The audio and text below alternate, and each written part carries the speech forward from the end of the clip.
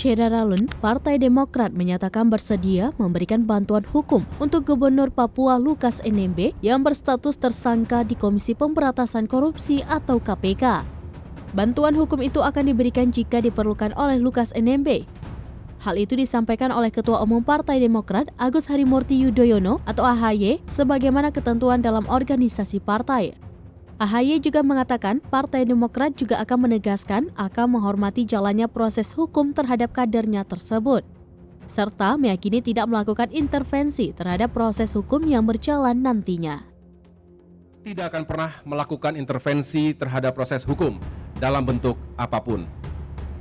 Meski demikian, sebagaimana yang menjadi ketentuan dalam organisasi, Partai Demokrat tetap akan menyiapkan tim bantuan hukum jika dibutuhkan.